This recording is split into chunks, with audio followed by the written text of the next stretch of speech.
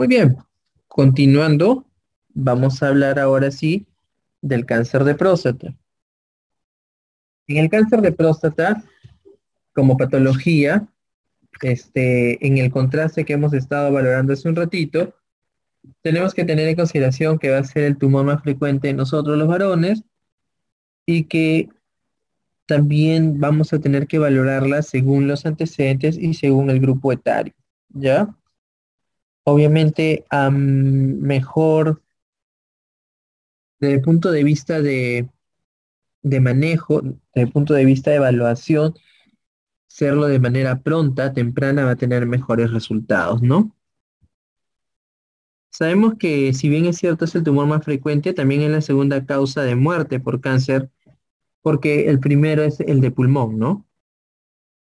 Y hay que reconocer que la mortalidad, si bien es cierto, ha ido de repente disminuyendo, a veces el hecho de no tener un examen físico adecuado o un examen laboratorial analítico que pueda contribuir a direccionar un diagnóstico hace que podamos no reconocer el diagnóstico y obviamente avanzar, ¿no? Existen algunos antecedentes que hay que tener en cuenta desde el punto de vista familiar, las razas asiáticas, la raza afroamericana son los que tienen mayor chance de tener este cáncer. Y el tipo histológico más frecuente, ¿estamos bien? El tipo histológico más frecuente va a ser el adenocarcinoma prostático. Sí, ese es el tipo de cáncer más frecuente, ¿ya? Existen factores dietéticos, factores raciales, como les digo, factores genéticos, hay que tener en consideración eso y va a ser resultar hereditario en un 5% de casos nada más, pero por favor, porque eso siempre les ha llevado a error, no existe evidencia que muestre que exista justamente una relación directa de HPV con el desarrollo del cáncer de próstata, ¿ya? El cáncer de próstata va a ser de desarrollo lento, va a tener un tiempo de latencia, a veces hasta de 10 años, ¿no? De 10 a 12 dice la literatura. Entonces hay que por eso hacer un diagnóstico oportuno, ¿ya? La infiltración local va a darte justamente la invasión de la cápsula, que hace un ratito mencioné que como justamente no se tocaba en la cirugía anterior, podía existir una probabilidad de tener cáncer, ¿no? Entonces hay que tener eso en consideración. Y podemos tener una invasión de la cápsula hasta el espacio periprostático, ¿sí? Porque eso va a generar.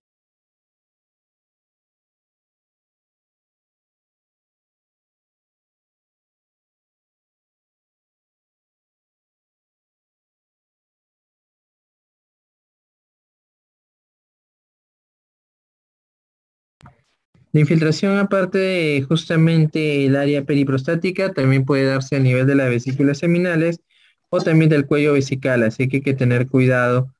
Justamente ahí, cuando ya tenemos un cuadro avanzado, vamos a poder relacionarlo con la clínica del mismo, ¿sí? Para que lo tengan en consideración.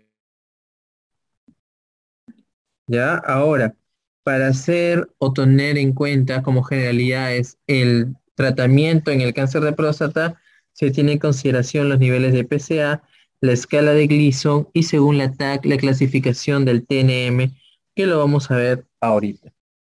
Entonces vamos con un caso. Varón de 80 años con diagnóstico de cáncer prostático con clasificación de Gleason 6, una enfermedad en etapa temprana y tumor de pequeño tamaño. ¿Estamos bien? Y tumor de pequeño tamaño, ya que se ha ido establecido por biopsia, ¿cuál va a ser una estrategia útil que se espera en una supervivencia inferior de 10 años? ¿Qué opinan? ¿Cuál sería su clave aquí? ¿Cuál sería su clave aquí? Muy bien, Pilar, dísela a ella. ¿Hay algún otro dato? ¿Alguien piensa otra clave?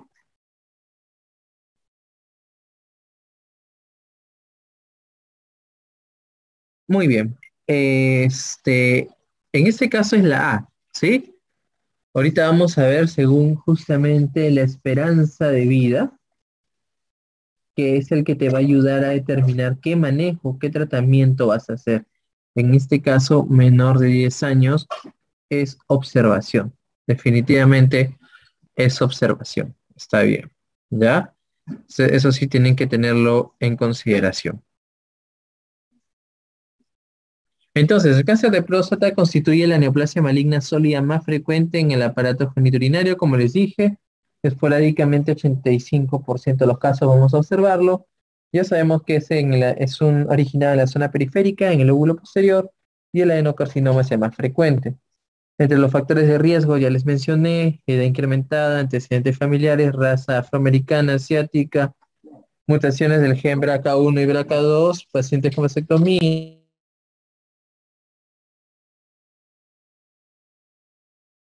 Y el alcohol es uno de los factores que también podría contribuir para que ustedes lo tengan como consideración. Ha venido alguno de los exámenes que ha venido Elena hace muy poco.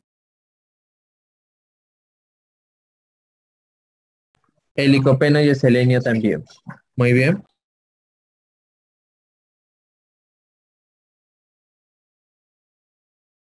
En relación a la anatomía patológica, va a ser multifocal y va a presentarse en poblaciones en distintos grados de diferenciación. Ya sabemos que el grado de diferenciación se asocia al pronóstico. A mayor diferenciación, peor pronóstico, menor diferenciación, más adecuado, sobre todo si es oportuno. El 95% de los carcinomas prostáticos van a ser adenocarcinomas originados en la zona periférica. Y hace un ratito les hablé de la escala de Gleason, que ahorita vamos a ver en el cuadro, nos va a ayudar a corresponder el pronóstico, ¿sí?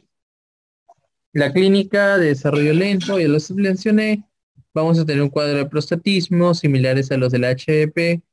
El 25% de los pacientes van a acudir con un cuadro de retención urinaria y también vamos a poder observar que existe un 25% de pacientes con metástasis al momento del diagnóstico. En el diagnóstico, el tacto rectal, igual que en el otro caso, muy importante, solamente que las características en la consistencia van a variar. Fundamentalmente es un método para de cribado y van a ser accesibles todos los estadios, ¿no? Excepto el T1. Es muy importante porque esto va a ser como un hallazgo incidental que no vamos a poder valorarlo al tacto. El carcinoma va a ser duro, nodular e irregular, que les había mencionado, y asociado a un PSA anual nos va a ayudar mucho para poder ver frente a qué cuadro estamos. Entonces ahí está en el screening.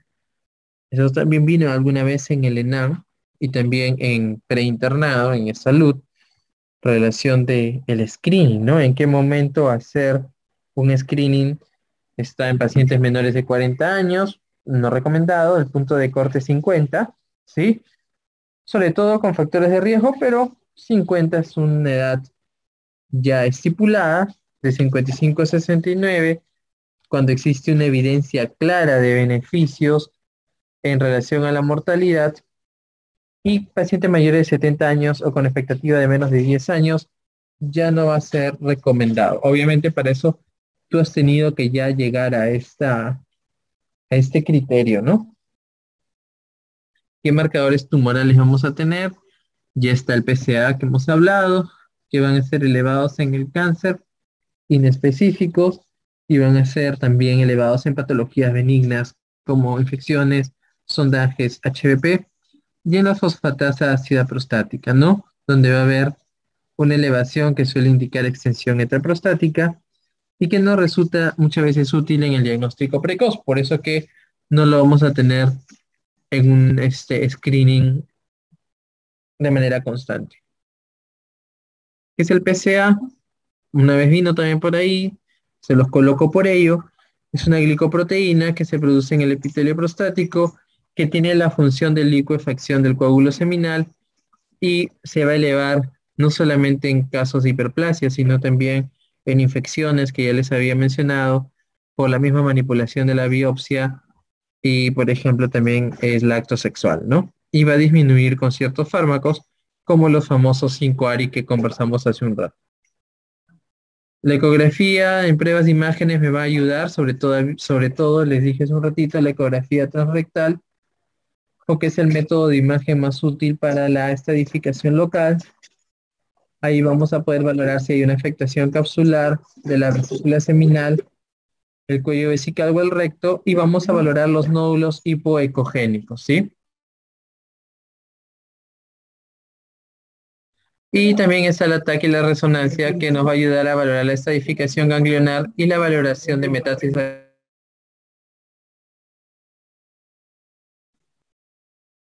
a distancia.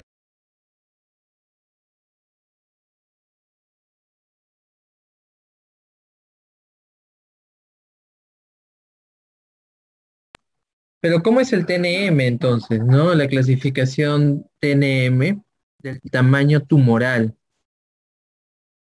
Nosotros vamos a tener en el T1, ¿sí?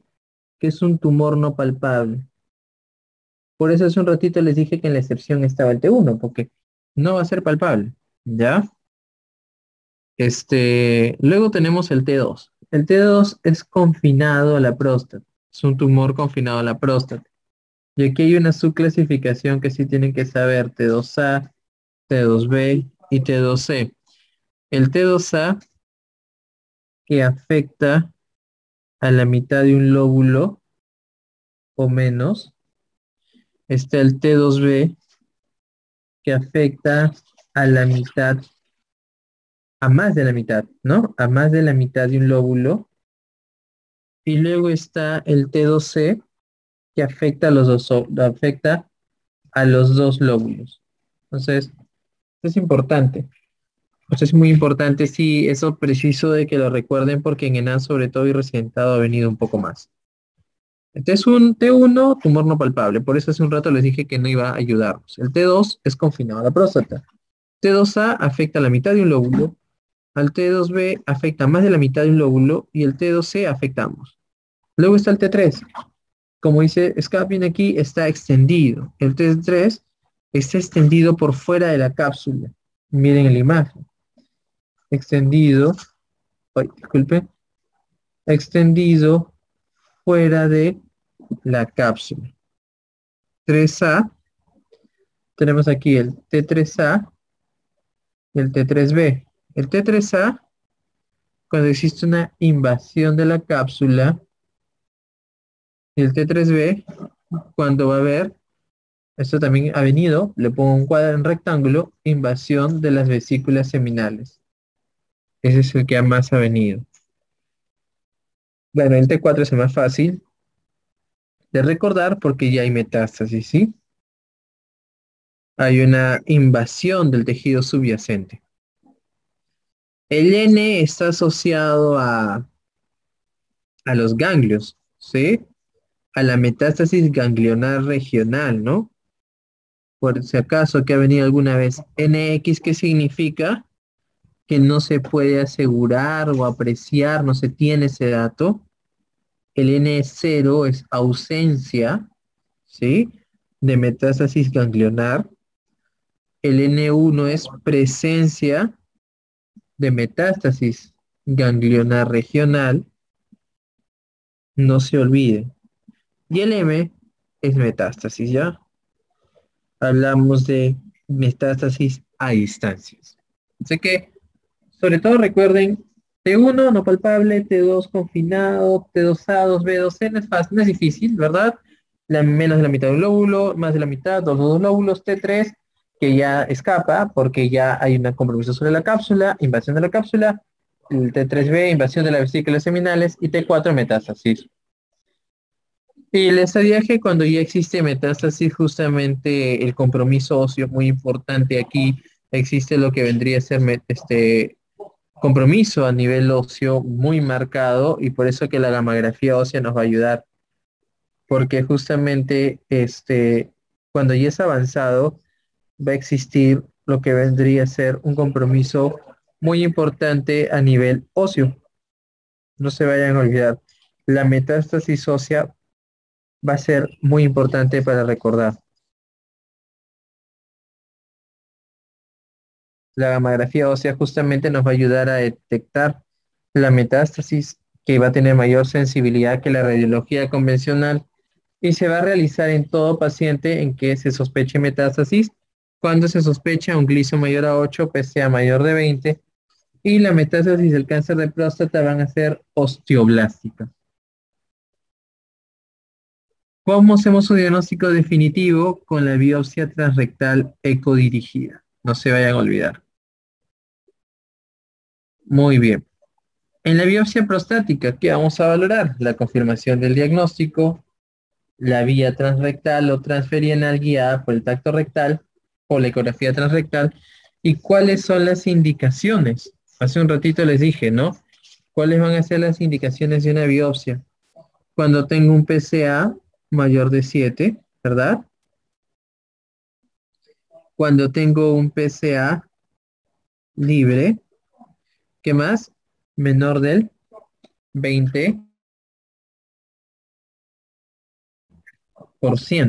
¿estamos bien? Y cuando vamos a poder ver la relación de PSA libre, PSA total mayor de 0.25, ¿sí? Son los que te van a ayudar a poder, como indicaciones para poder ejecutarlos. La sulfatasa ácida va a ser una alternativa que tiene menor la función por aspiración, disculpe, va a ser una alternativa con menores complicaciones, pero el inconveniente es que no van a poder evaluar el grado histológico, entonces ahí tenemos que tener cuidado porque ahorita les voy a justamente compartir la tabla de justamente clasificación y de manejo. Sí, es 20-25, ¿sí? 20-25, no hay problema. Del 20 al 25. Alguna literatura utilizamos del 20 al 25 para que lo tengan mapeado. Muy bien, vamos a continuar aquí con el tratamiento. Vamos a hacer un pequeño break de 10 minutos, muchachos, y luego continuamos con el tratamiento, ¿sí? 10 minutos de descanso. Bueno, chicos, buenas noches nuevamente. Vamos a continuar, ¿sí? Vamos a continuar. ¿Me escuchan?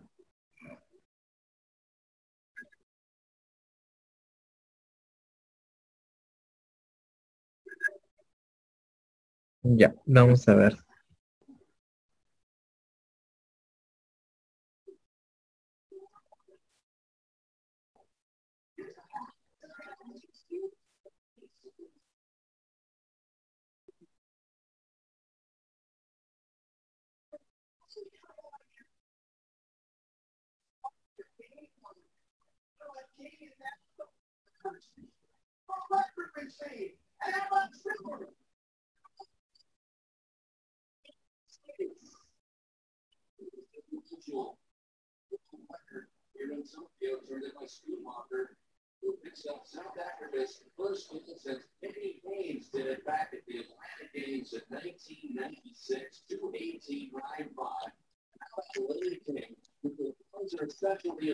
Bueno, chicos, continuamos. Vamos antes de ver este esquema de aquí.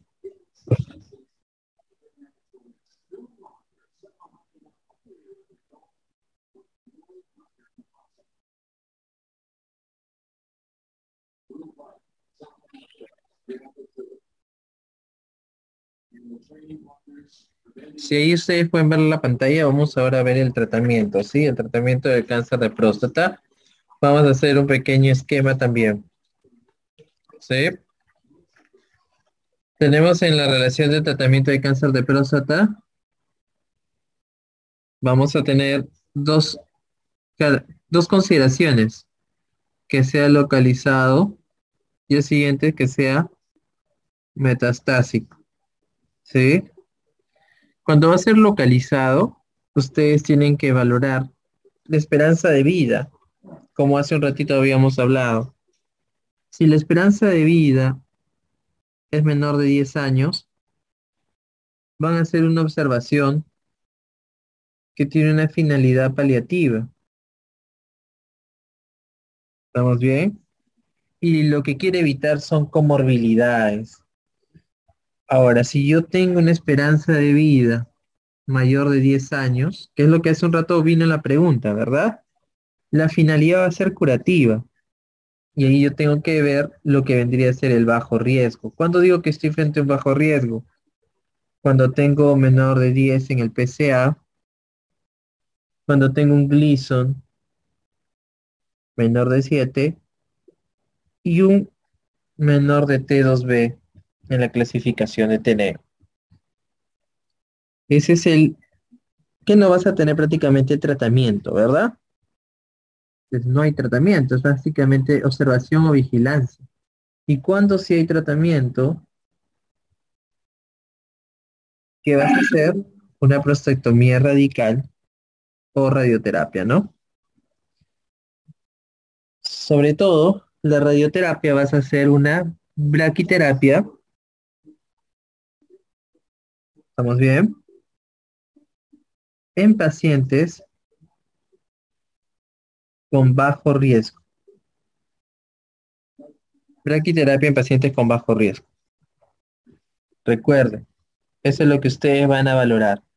Y siempre ahí tienen que tener consideración, por eso les dije hace un ratito que el PCA no es a diagnóstico, pero sí te va a ayudar para lo que sería el manejo, ¿no? El seguimiento, disculpen, porque los niveles de PCA van a poder descender, pero luego van a poder aumentar nuevamente, y eso nosotros lo vamos a llamar o conocer como recidiva bioquímica. Entonces, tenemos que tener bastante cuidado, por eso tenemos que tener en consideración los valores iniciales, cómo va siguiendo el curso de los niveles y si al final tiene o no una respuesta, ¿no?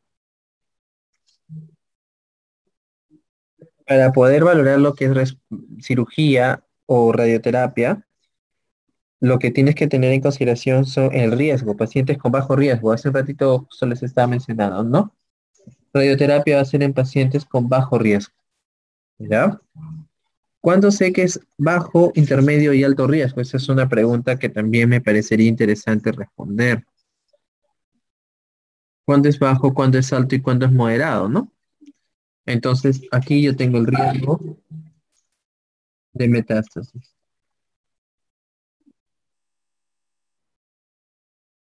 Tengo el riesgo de metástasis. Entonces, para valorar el riesgo de metástasis, considero el PSA, considero la biopsia de Gleason y considero el TNM.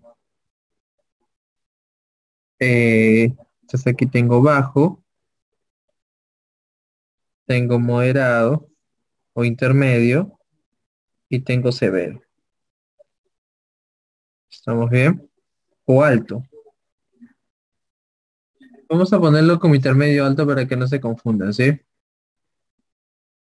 Porque a veces viene más como intermedio alto por el riesgo, ¿no? Intermedio y alto. Entonces el PSA, cuando es menor de 10 es bajo. Intermedio es 10 a 20 y alto es mayor a 20. Que hace un rato les dije, ¿no? Biopsia de Gleason menor de 7 bajo. Intermedio 7 alto, mayor a 7. Pues hace un rato les dije por ahí cuando el Gleason es menor de 7, ¿verdad? Aquí está, bajo riesgo. El TNM menor de T2B, ¿verdad? Ya vimos que era el T2B, ¿sí? T2B intermedio y mayor de T2B alto. ¿Sí? ¿Se acuerdan? El T2, que lo hemos visto hace un ratito, el T2A, cuando afectaba la mitad de un lóbulo, ¿verdad? El T2B, que es el punto de cortes cuando afecta más de la mitad de un lóbulo, y el T2C, que sería el alto, es porque ya afecta a los dos lóbulos. No se olviden ahí, afecta a los dos lóbulos. Entonces, con esto yo tengo el riesgo de metástasis, y este riesgo de metástasis me sirve para valorar el tratamiento y el estadiaje de la extensión. Entonces voy a tener esos dos parámetros para que nosotros podamos considerarlos, el tratamiento y el estadiaje. Cuando es de riesgo bajo, voy a hacer una prostatectomía, ¿verdad? Radical, generalmente puedo hacerlo, pero también puedo hacer radioterapia. Entonces, no quiero que se queden que solamente es radioterapia. También puedo hacer una prostatectomía radical, pero ya cuando tengo un riesgo intermedio o alto, sobre todo en el alto, tú tienes que valorar mucho la extensión para considerar según su nivel, su grado, disculpe, si vas a hacer una prostatectomía radical o si vas a agregarle lo que vendría a ser la hormonoterapia también, ¿no? Entonces, eso hay que tenerlo en consideración. Se puede hacer combinado solamente, disculpen, radioterapia solo en alto, solo no, pero sí combinado también son opciones. Son opciones para que los tengan mapeado como consideración de manejo clínico, ¿ya? No se vayan a olvidar.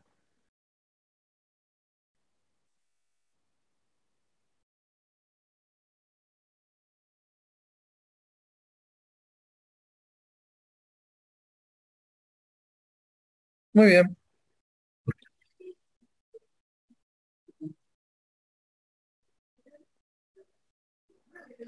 Entonces aquí tenemos lo que vendría a ser un cuadro donde ya está esquematizado lo que vendría a ser el tratamiento, ¿no? De lo que hemos estado conversando.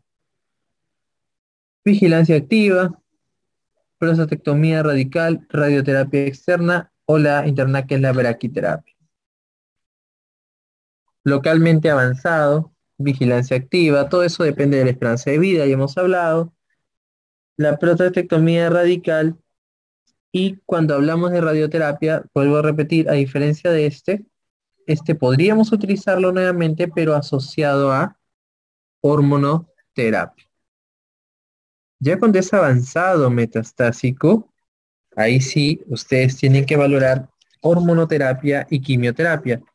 Porque aquí en este caso, cuando es avanzado, un cáncer de próstata avanzado, ¿qué es lo que va a suceder? Tú vas a tener que valorar o generar una castración. Y vas a generar o valorar una castración que puede ser quirúrgica o puede ser química. En la castración quirúrgica, ¿cuál es el procedimiento que tienes que recordar? Es la orquiectomía bilateral subalbuginia. En cambio, en la química, lo que vas a dar son antiandrógenos. Vas a dar antiandrógenos por 15 días, ¿sí? Antiandrógenos por 15 días, más un análogo del GnRH de por vida. ¿Y por qué un análogo de la hormona liberadora de gonadotropinas? Porque lo que tú vas a hacer es jugar con el feedback, ¿no? Al darle un análogo, tu cuerpo ya no va a sintetizar el suyo y en consecuencia lo que va a suceder es que va a disminuir los niveles de estrógenos en este caso, ¿no? Que contribuyen con la patogenia de la enfermedad. ¿Y cómo me voy dando cuenta si existe o no un manejo correcto o adecuado? Porque lo voy a tener que evaluar haciendo un seguimiento con el PSA. Y obviamente va a tener que empezar a disminuir.